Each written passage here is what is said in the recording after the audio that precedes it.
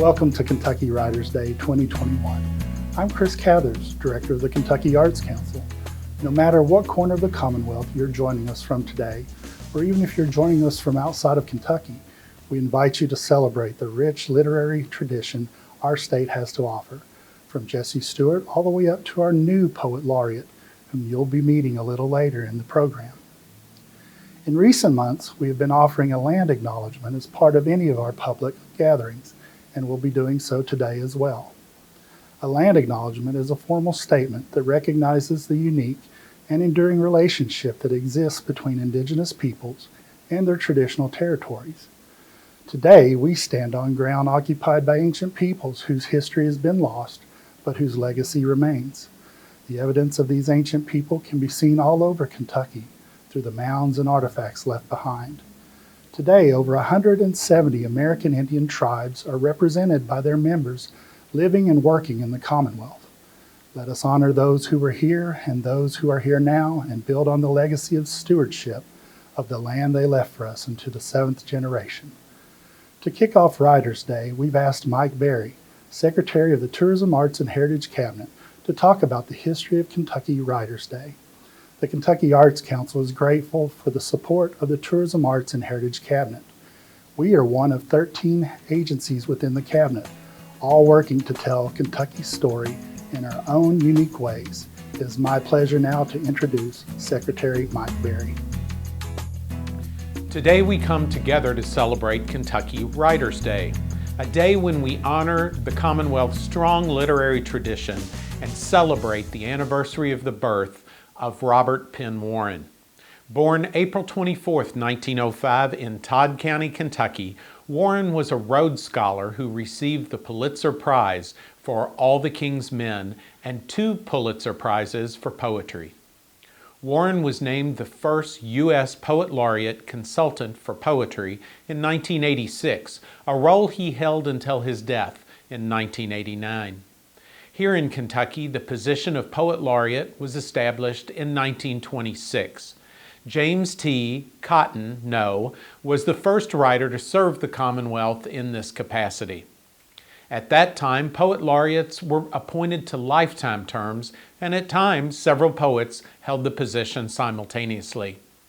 In an effort to honor the lifetime achievements of Robert Penn Warren, the General Assembly established Kentucky Writers' Day in 1990. This bipartisan commitment to Kentucky's literary culture enacted new legislation that would allow the governor to appoint the Commonwealth's Poet Laureate for a 2-year term. The word poet in the title is designed to represent writers whose accomplishments are in any literary form and pay tribute to culture and heritage that make Kentucky so unique. Since 1926, Kentucky has remained committed to continuing our tradition of honoring Robert Penn Warren and writers who represent every part of our Commonwealth. This year, I want to thank you for joining us as we celebrate Writers' Day and the induction of our new Poet Laureate. Today, we honor Kentucky's prestigious literary legacy tradition and celebrate all writers who continue to follow in the footsteps of Warren by placing Kentucky at the forefront in the literary community. Thank you, Secretary Berry. On March 2nd, the Kentucky Arts Council hosted the state finals for the Poetry Out Loud National Recitation Competition. The virtual competition was presented in partnership with the National Endowment for the Arts and the Poetry Foundation, and is part of a national program that encourages high school students to learn about great poetry through memorization, performance, and competition. Students from 12 Kentucky high schools competed. The winner of this year's Poetry Out Loud state final is Emma Robison, representing Allen County Scottsville High School. Emma is a triplet and has an affinity for reading, solving murder mysteries, and writing poetry. As Kentucky State Champion, Emma will receive a $200 cash prize, and her school will receive a $500 stipend for the purchase of poetry materials. She will represent Kentucky at the virtual Poetry Out Loud National Finals in a few weeks, and will compete against students from all over the United States. The winner of the Poetry Out Loud National Recitation Contest will receive $20,000 in scholarship funds being awarded by the National Endowment for the Arts and the Poetry Foundation. The winner's school will also receive $500 for the purchase of poetry books. Please welcome Kentucky State Poetry Out Loud champion, Emma Robison. Immortal Sails by Alfred Noes. Now, in a breath, we'll burst those gates of gold and ransack heaven before our moment fails. Now, in a breath, before we too grow old, we'll mount and sing and spread immortal sails. It is not time that makes eternity. Love and an hour may quite outspan the years and give us more to hear and more to see than life can wash away with all its tears. Dear, when we part, at last, that sunset sky shall not be touched with deeper hues than this, but we shall ride the lightning ere we die and seize our brief infinitude of bliss, with time to spare for all that heaven can tell. While Isme dies, and look, their last farewell. Thank you, Emma. We wish you the very best of luck in the National Poetry Out Loud Finals. We'll be watching the live stream and rooting for you. And now join us in the celebration of Kentucky's literary excellence and to introduce the Kentucky Poet Laureate for 2021-2022, Governor Andy Beshear. It's Writers' Day in Kentucky, and I am honored to introduce our newly appointed Kentucky Poet Laureate, Crystal Wilkinson. Crystal Wilkinson is a native of Casey County. Her appointment as Poet Laureate is especially significant because Crystal is the first Black woman to hold this prestigious role ever in the Commonwealth. We are honored to introduce her as a part of today's Writers' Day, showing Kentuckians across the Commonwealth her moving work, exceptional talent, and love for her craft. Crystal is an award-winning author of 3 books, and her 4th book, Perfect Black, will be released in August from the University Press of Kentucky. Her work has been recognized with prestigious awards and recognitions, including the Kentucky Arts Council's Al Smith Individual Artist Fellowship. Her fiction, poems, and essays have also appeared in numerous journals and anthologies. Crystal is not only a writer, she's also an educator who's dedicated her life to shaping the brilliant minds of Kentuckians. She has shared her love and talent for writing with students at several Kentucky universities, 2 of which helped shape Crystal into the esteemed writer and dedicated educator she is today. Crystal is a proud alumni of Eastern Kentucky University and Spalding University, and has worked with students at both Morehead State and Berea College. Currently, Crystal serves as an associate professor of English at the University of Kentucky. So it is my great honor to introduce her as the 2021-2022 Kentucky Poet Laureate. Crystal, on behalf of Team Kentucky, we congratulate you on this incredible milestone in your career. And we thank you. We thank you for your commitment to education in Kentucky and for sharing your talents with all of us here in the Commonwealth. Congratulations. Thank you to Tamara Coffey, Chris Cathers, Tom Musgrave, and all of the Kentucky Arts Council staff. I also want to thank Governor Andy Beshear and his cabinet for honoring the arts in the Bluegrass. Anyone watching this who knows me knows I cried when I was told of this news. Even as a writer, it is difficult to find words that convey the depth of my gratitude for this honor. When I looked at the long list of poet laureates, I realized very quickly that I know or have met 13 of these former laureates, everyone since 1995, beginning with James Steele, who I revered so much that I stood in his line to get my book signed one year at the Kentucky Book Fair in Frankfort and was so excited that I couldn't go up to meet him. I just stood back, starstruck, saying, "There he is," but I didn't move. I've also met Richard Taylor, of course, visited his bookstore. I think I met Joe Survant in Bowling Green at the Southern Festival of Books. Among these 13 are mentors and teachers. Sena Naslund taught my first fiction class in graduate school at Spalding University, and I'm still learning from her tutelage in both fiction and in how best to lead a writer's life. James Baker Hall, along with Marianne, attended a Lexington Arts Council reading in the early years and stayed afterwards to introduce themselves to me and to encourage my work. At the time, I didn't know they were writers of great merit. I thought they were just kind people, and they were. Jim and I would have many great conversations over the years, and he is greatly missed. I took Gurney Norman's workshop at Hazard Community College's Spring Writers Conference years ago, and he became a mentor to me, to the Appalachian poets, to the world.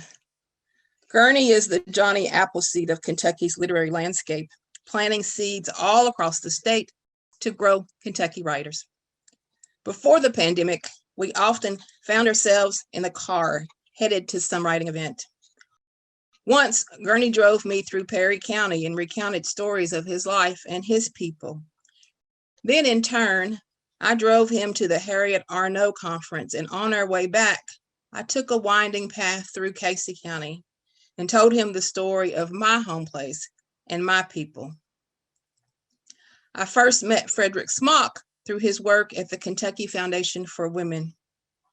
I took a poetry class from Jeff Worley at the Carnegie Center, where I served as assistant director years ago. And from him, I learned about poetry, but also so much about teaching. I wrote one of my poems that appear in the new collection in his class. And the women. Oh, the women. Jane Gentry, Georgetta Lyon, Maureen Morehead are all brilliant, all my word sisters. I've taught with Jane in workshops across the state, but also been inspired by her grace.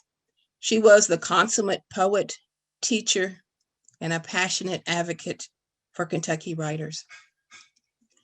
Georgella and I talk writing, but I think the first conversations we had were about mothering when our boys were teenagers. They are men now.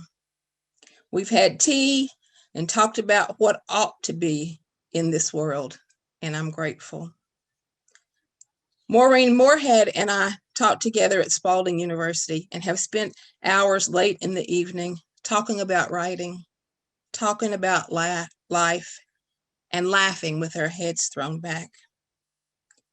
And Frank X. Walker, here we are, Frank, again. Frank is family. We grew up 30 minutes apart, him in Boyle County and me in Casey County. Our first cousins are married to one another. He brought me into the fold of the Appalachian poets nearly 30 years ago. He is my brother in the word and in the world. And me, since becoming a published writer in 2000, so many of my speeches and talks have begun like this.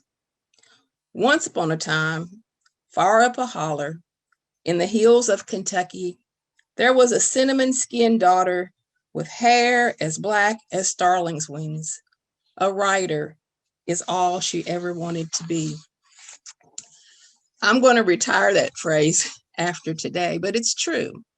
All I ever wanted to be was a writer. And books began that journey.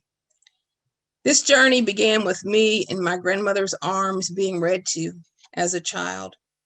I was a child enamored with books and how they transported me out of our little house on Indian Creek to anywhere the story dared to take us.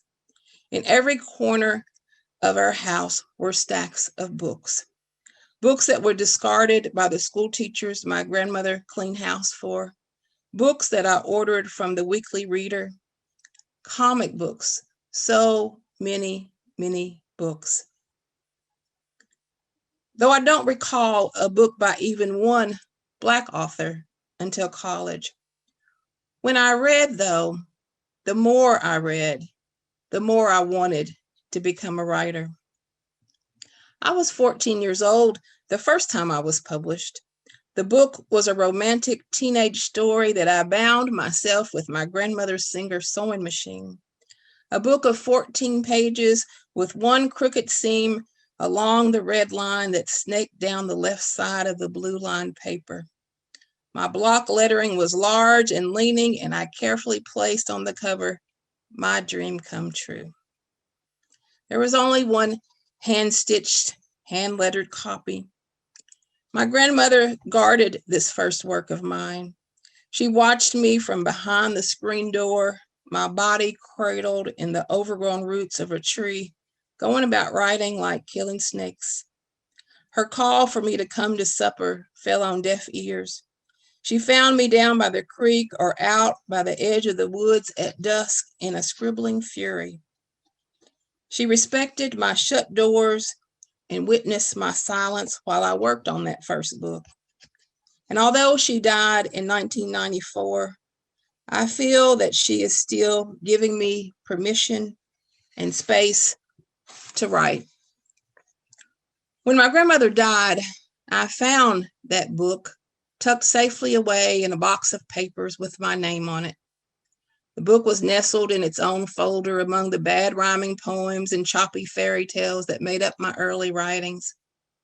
But they were always of Kentucky.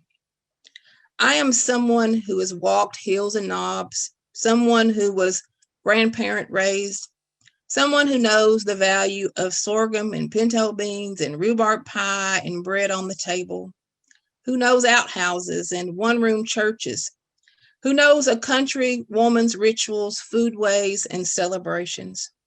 I write from the core of my own existence. My literary imagination will always live in Kentucky, and that is something I'm very proud of.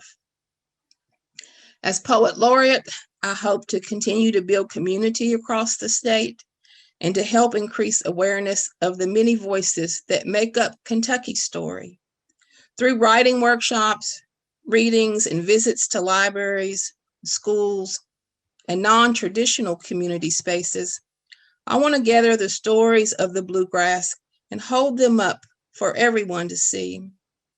I also hope to start a podcast that amplifies elementary school writers, our elder writers, and emerging writers who are making a national impact like Joy Priest and Gwenda Bond, among so many others. There is more than one way to be a writer, so I want to not only highlight our traditional poets, but also other literary art forms, including Kentucky fiction writers, memoirists, and filmmakers. This shows just how diverse and divine our Commonwealth is. I'd be remiss if I didn't say that I'll remember this year that I became Kentucky's Poet Laureate as a dire one. I'm talking to you via my home office instead of being in the Capitol Rotunda in Frankfort celebrating.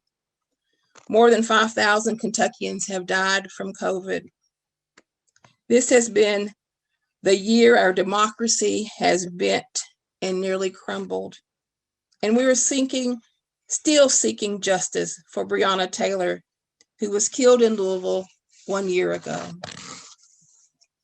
But also, this is the month that I'm named Kentucky Poet Laureate, and we have seen the first signs of spring. And with spring, there is hope.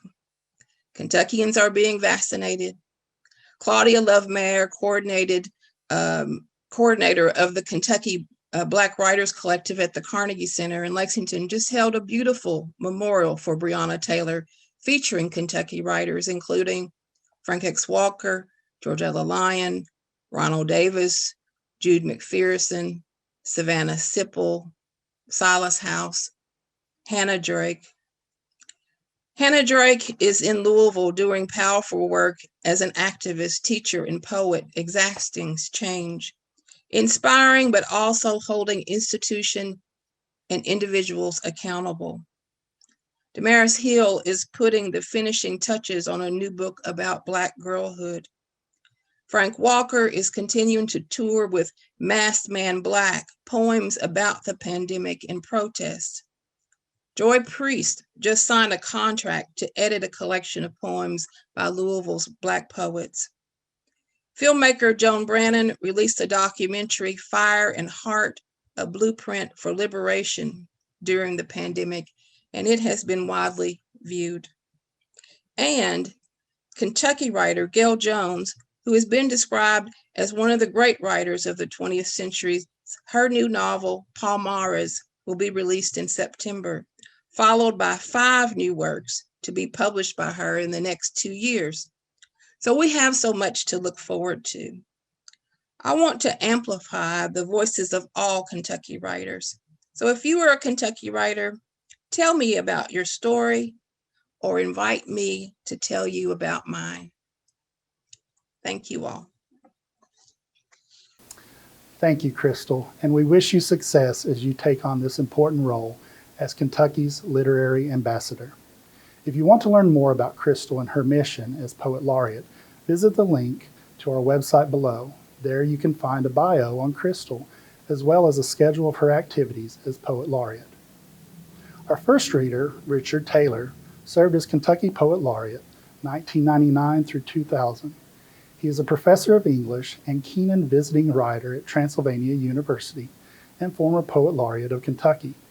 Taylor has written over a dozen books, including Gertie, Earthbones, and Elkhorn, Evolution of a Kentucky Landscape, which was awarded the Thomas D. Clark Medallion. Christmas morning. The unfamiliar window looks out on woods, dingy, furred, broken by little spits of light. The first motion I make out is an enormous buck, his rack floating in a corona of limbs. He moves with serenity and assurance, with the subtlety of water soaking into cloth.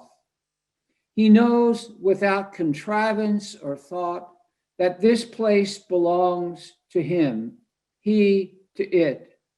No tracks appear in the dusty skim of snow. He probes the frigid air in reverie, as if shaping winter into words. He's composing a poem, I tell myself.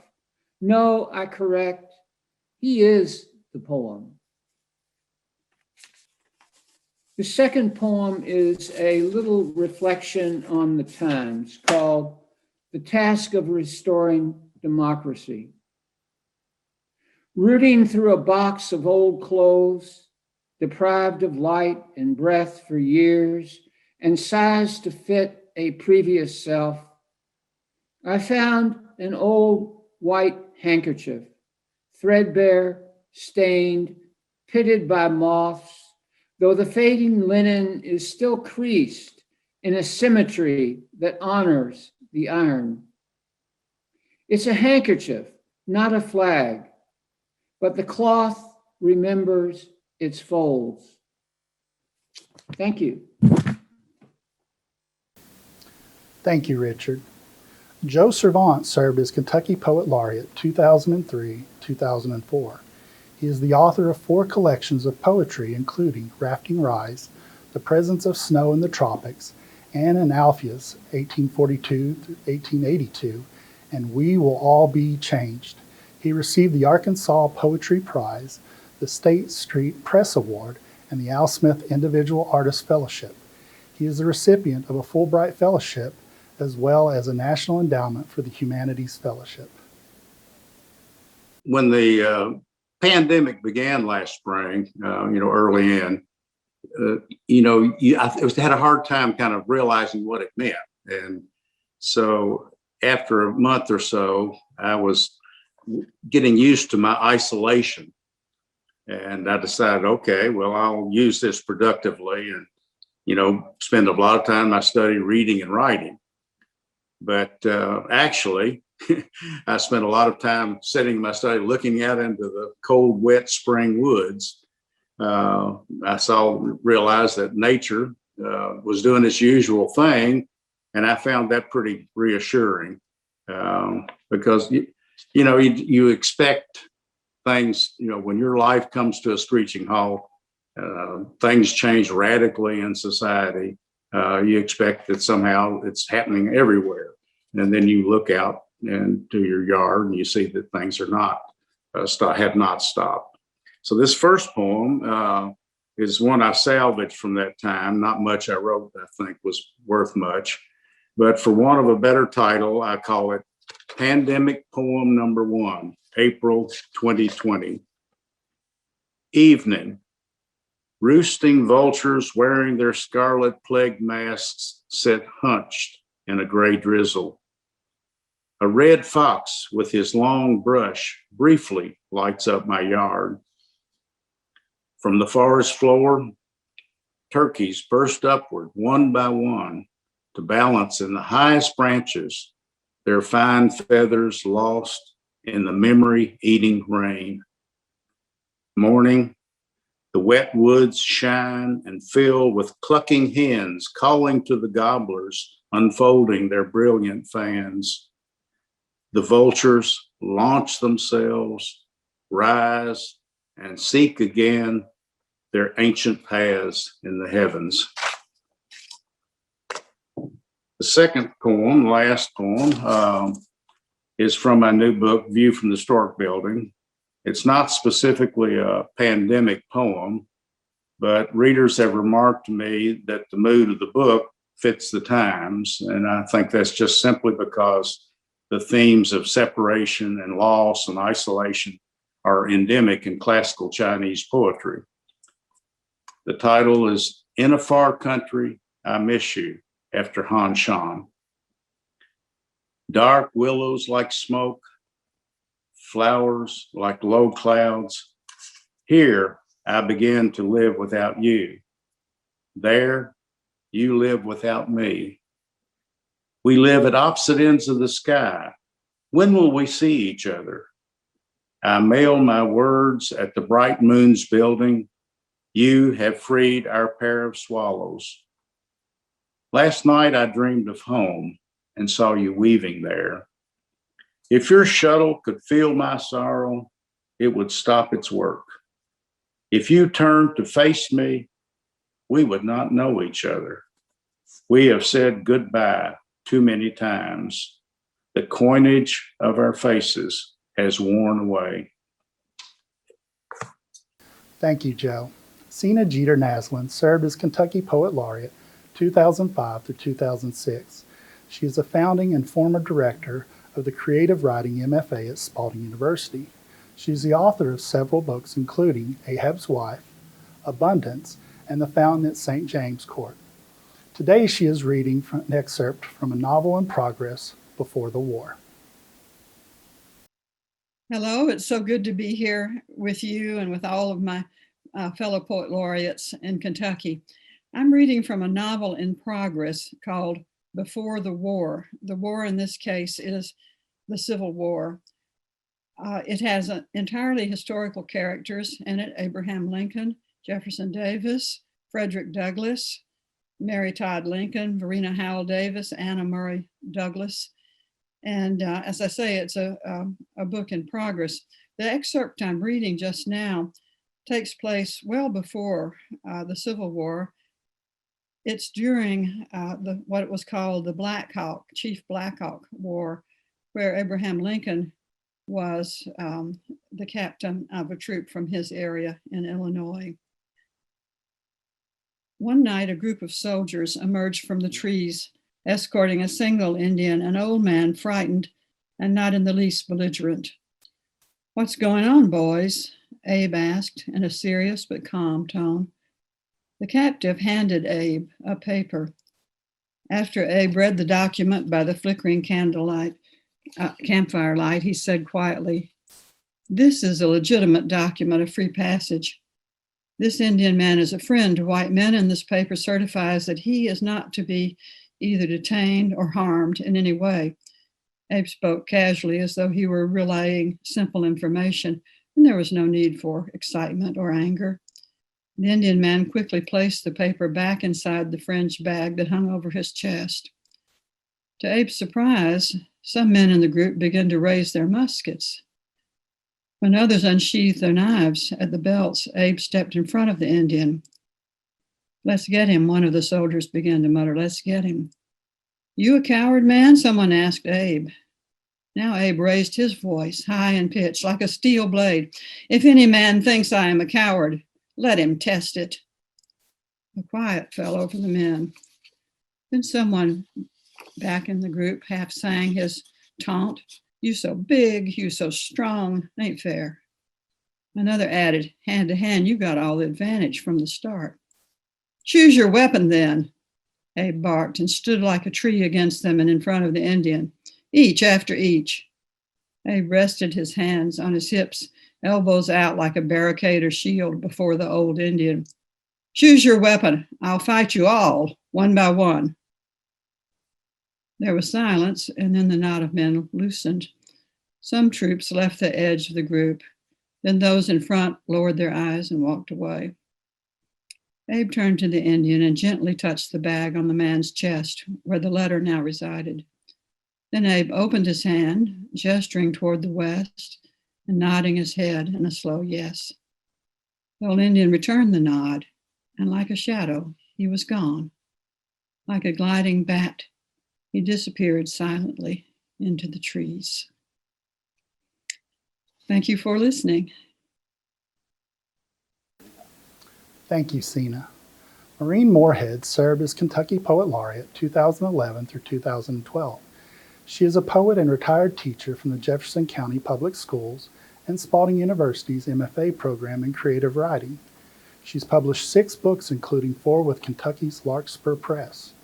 For many years, she has been interested in how literature and health intersect. To that end, she's conducted several workshops with University of Louisville's healthcare professionals examining how poetry impacts the wellness and understanding of those both giving and receiving care. The stronghold. We talk about grandchildren as though there is no earthly reason we shouldn't. The sea today provokes us. A school of porpoise follows in the wake of a shrimp boat. A man resembling Dad bicycles the flat, empty beach road. And yet, a storm pushes clouds so inherently dark, we expect to be caught in the downfall. Last night, I saw frightened ghost crabs scatter. No moon, dozens of stars. Each of us carried a flashlight. Ellie, a butterfly net to slap on the sand, scoop, everybody shrieking, the albinos into David's little bucket. Things are not so different now as when a woman we knew staggered into the ocean. Do you remember the Bruegel? If you choose, you can believe Icarus died when he fell all those meters. How many times we have discussed the busy plowman, the distracted shepherd, the son who ignored his father's warning. But might it have ended otherwise? The elegant ship, for example, with an observant captain or a vigilant mother insisting her child attach a beacon. Imagine nothing but sky and sea, clouds swung low upon the water, or a single figure rendered since then, who just may have seen a boy swimming homeward, diving with the pelicans, scanning the beach early next morning for tire tracks, evidence of something important, something miraculous, the happy night work of loggerheads. Thank you. Thank you, Maureen. Frank X. Walker served as Kentucky Poet Laureate 2013 through 2014. A founding member of the Appalachian Poets, he is the author of several books of poetry, including Masked Man Black, Last Will, Last Testament, and Ink and Stains and Watermarks. He's a recipient of the Thomas D. Clark Literary Award for Excellence, the Actors Theater's Keeper of the Chronicle Award, the Al Smith Individual Artist Fellowship, and a Lannan Literary Fellowship in Poetry. Here are 3 short poems for the important women in my life in honor of our new laureate, who is a sister to me. Ink Stains and Watermarks for Faith A. Smith. The color of ink squeezed from walnut hulls. She was born too dark to be rocked to sleep at night. Her spine was not really too firm to be cradled and caressed. She was perfectly legible. Her mother just found her too hard to read. The car her father was driving did not crash. She did not fly through the windshield before children could be perfect bound. That was not a scar across her forehead. It was her publisher's colophon. It was an exclamation point dotted by her nose. It was the beginning of the sign of the cross. No ex-husbands, just a coffee stain and a slightly visible tear where 2 pages formerly yoked had been ripped apart. No miscarriage, just a chapter she wrote in haste that her editor rejected. She did not have a stroke while she carried me. She was just teaching me how to be still, to focus on each little sound, to grow up crazy in love with words. She marked me, and now every time I open a book, I see her smiling face. Another thing I like about you, for Shauna. You point and instruct, but not like in your classrooms full of eager young scholars who sit anxious and hungry for the knowledge you plow them up with, but like a mother giraffe, demonstrating how to choose the best leaves, how to tiptoe lips and tongue around thorns. You lean back and smile like he is yours too, wrapping him in a warmth extended only to the lucky few who have fed at your breast. You wade into his thick boy crust, full indifference, suppressed enthusiasm, muted affection, and wait patiently until a smile escapes, until his arms and eyes are wide open, announcing the soft, bubbly middle he is learning to hide, to disguise under cocked baseball caps. In 2 years, he could be Emmett Till. Today, in his fantasy, he is just our son. Iron water women for my 6, sometimes 7 sisters. I learned something new and different about my sisters almost every day. To replace the half-truths I imagined, to make sense of how strange they were.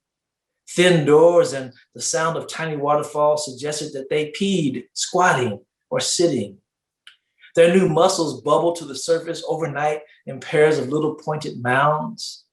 All the sweet tea and Pepsi Cola they drank crashed like waves in their hips and back pockets.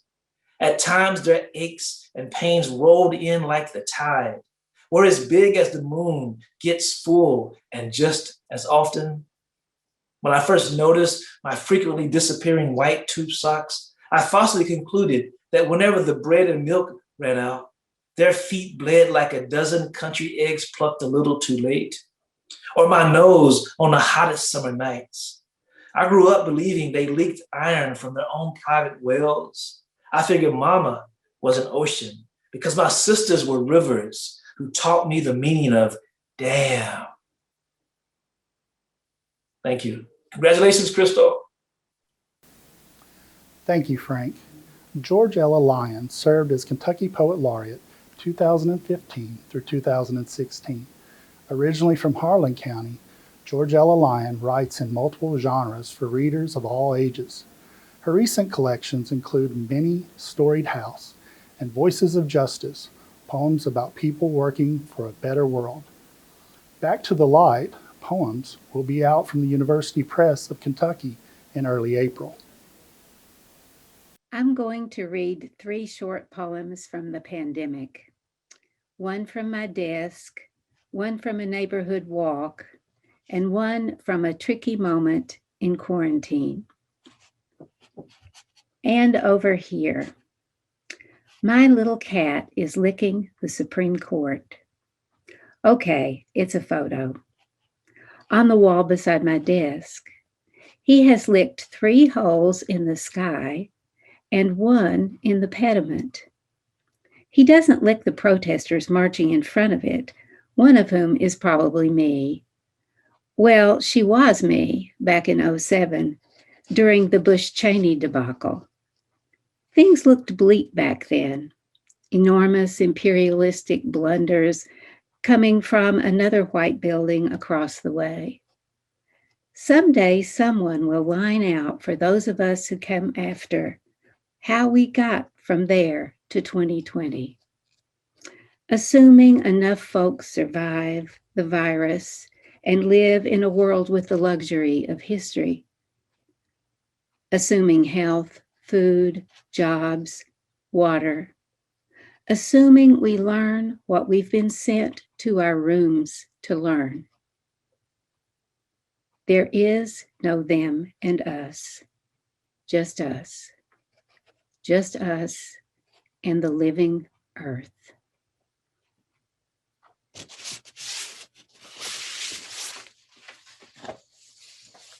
What is it? It's the heat. It's the storm. It's the temperature plummeting. It's the virus, and what should we do? It's the last grape tomatoes turned furry and effervescent. It's the to-do list written and the to-don't list hovering. It's working to hold on to good news till bad news gets out of town. It's the calendar where you can't write, have a vision. It's our neighbor sitting in a sling chair, in her yard, in the gloaming, smoking, listening to a crackling recorded voice we can't understand. What is it, I ask, as we come closer and see that she has a flashlight beam trained on an open book in her lap. Revelation, she says. I'm taking a course in it.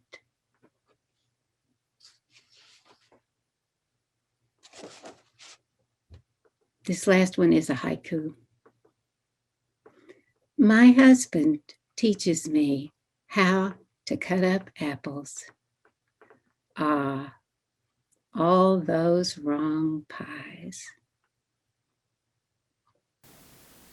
Thank you, Georgella.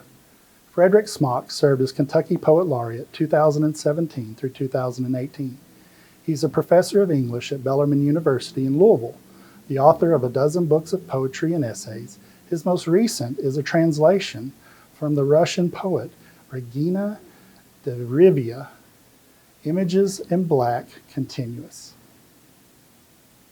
I have a few short poems. The first one about the old Asian poet Li Po, who loved his wine. This poem is simply titled To Li Po. Here's to Li Po, drinking wine on the riverbank under willows, cheering the paper boats floating along toward the capital. And look, there is now a new constellation in the night sky. Li Po, drinking wine, lifting a goblet of stars to his dark, dark lips. A poem, Canopy, about trees, among other things. A redbird flickers past the open window. A moment later, her clipped chirp reports from the canopy where she makes her home. What does she say? And with what urgency? What does she say? Another poem about trees. I grew up in the country and loved trees from childhood on. Trees. In a landscape with trees, the last thing we see is the trees. We look through them for a destination, but the destination is the trees, like that one there, with its arms upraised to greet us. And I'll finish with 2 nocturnes, one for summer, one for winter. Nocturne, summer. Night comes, the bridge has been crossed. Curtains in the window breathe in, breathe out, and somehow the lowing of the far Butchertown train reaches my open window, even now, these many years later. and to conclude, a nocturne for winter. The year will end tonight, as on every night, with always the same sign, the moon-like clock on the town hall rising slowly through the late hours, the bare trees. Thank you. Thank you, Frederick. And to conclude our series of readings, our newly inducted Kentucky Poet Laureate 2021 through 2022, Crystal Wilkinson. This is a flash piece that was published in the Kenyon Review earlier this year. A meditation on grief, things we carry, things we remember. I remember this place where burdens wash away in the dark and mothers' dresses float like blossoms. A boy drowns, his head turned toward home, body facing the farmer's house where the girl who loves him sleeps. She is the farmer's daughter.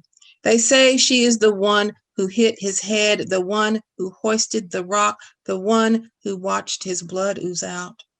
This is the way you wash your clothes in the creek. This is the way you catch catfish in deep water. The mothers stand in water to their knees, their dresses wafting out like sheets on a line. On the creek bank, a child runs circles, catching the wind, and the mother's dresses float like blossoms. The mothers sing prayers for the boy's mother who looks out her kitchen window and cries. The circle of mothers in the water whisper a prayer for the girl who tells all who will listen that she loved the boy who died. Her mother stands in the backyard, her hand on the chopping hoe with tears streaming down her face. The fathers brood in the fields, walking slow as lepers, hearts and houses filled with grief. I almost drowned once. My grandmother's dress blossomed around her like a sail. She was my John boat in the creek. My mother stood on the shore, frozen with fear, my father's name mute on her tongue, his kiss spoiled fruit in her sweet young mouth. The dead boy's ghost haunts this place, dark water flowing like a deacon's robe. On nights spoiled with teenage trouble, I went to the creek and waited for the boy, hoping he would listen. Do you dream of the farmer's daughter? I asked. Are you sorry for what you've done? He didn't answer. They say he raped the girl, but I wasn't afraid of him. By then, I had been raped too and was becoming a dangerous woman. I waited for him and held court with the moon. I'm here, I said. Let's get this thing done. In this place where burdens wash away, I stood, my dress flowering, floating. I was drowning too. My face turned toward home, my black body facing my father's house where my mother cried for me. They say the boy was handsome, but I never saw him in the flesh. At night, the creek did scare me, its rush like a boy's whispered threat in a girl's ear. But here, the mothers are always standing with water to their knees, their dresses billowing out like sheets on a line, praying because there was always something roaring in those trees, teeth gnashing, fathers killing boys for the sake of their daughters, eyes always watching, eyes always glistening in the dark. Thank you, Crystal. And again, our congratulations on being selected as Kentucky Poet Laureate. And thanks for those of you who are joining us virtually from the comfort of your living rooms, patios, or front porches. For the past few weeks, Kentucky writers have been sharing their original writings as part of our Writers' Day video project on our Facebook page. Make sure you check out their readings. You're likely to find your next favorite Kentucky author or poet among them. And Writers' Day continues this evening beginning at 6 p.m. Eastern, courtesy of Paul Sawyer Public Library in Frankfort. The library will host a virtual Kentucky Poet Laureate reading featuring Crystal Wilkinson and many of the former poets Laureate you've heard from today. The event is free to the general public and will live stream on the library's Facebook page. No registration is required. Before we close, I'd like to thank the Kentucky Arts Council staff and the Tourism Arts and Heritage Cabinet Communications team for producing this video. We are fortunate to have access to a wealth of talent that helps us bring this virtual programming to you. Thank you again and enjoy your Kentucky Writers' Day.